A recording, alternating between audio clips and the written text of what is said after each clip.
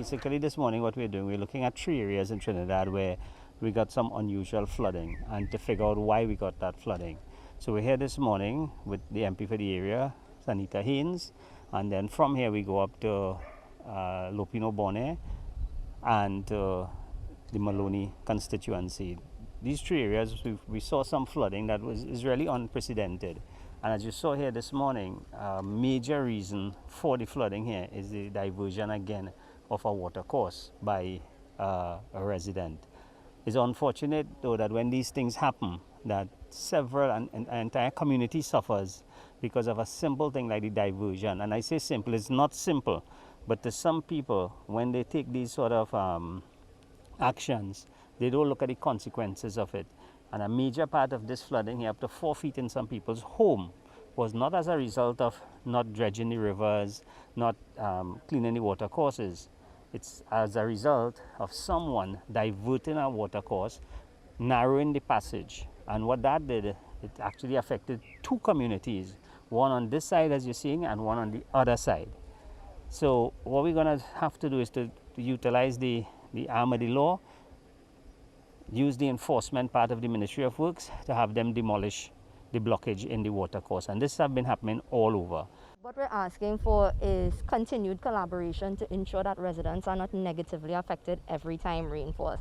And so we welcome the presence of the ministry in the constituency, because last night we had heavy rains and I was getting calls from 11 p.m.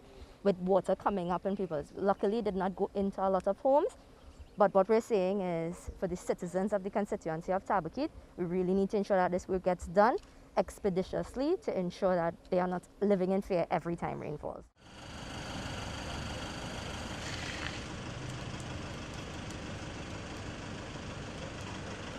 We have to collaborate closely and come up with solutions. I want to endorse everything that Minister Sinanan said. We have not done enough to cater for the level of development that is taking place. Of course, people talk about the need for housing and the need to get houses, etc. And that is a need that the state has to satisfy, but we need to also look at holistic development, which is about ensuring that our drainage courses or river channels, they take the capacity of the water that is coming down now, so that it doesn't cause the level of stress that it is causing on the citizens, especially in my constituency, as well as other constituencies throughout Trinidad and Tobago. So it might appear as though it's a knee-jerk reaction. It is not a knee-jerk reaction, because flooding has been part of Trinidad and Tobago's reality for quite some time. But given the level of rainfall that took place within the last couple of days, it is demonstrating that our river channels or water courses in the constituencies obviously would have to be expanded, and that we have to take mitigating measures to reduce the incidence of the impact of flooding in the constituency. So it's going well. I'm getting support from the Tunapuna-Piarco Regional Corporation, the CPEP groups, all the other groups operating in the constituency. They are responding quickly to the issues. And if you recognize that shortly after flooding, the cleaning up operation, it takes place really fast. So I have to thank God for the level of cooperation and support I'm getting from my colleagues in the cabinet, as well as the corporation, my councillors. So far it's going well, and I'm enjoying the work of representing the people.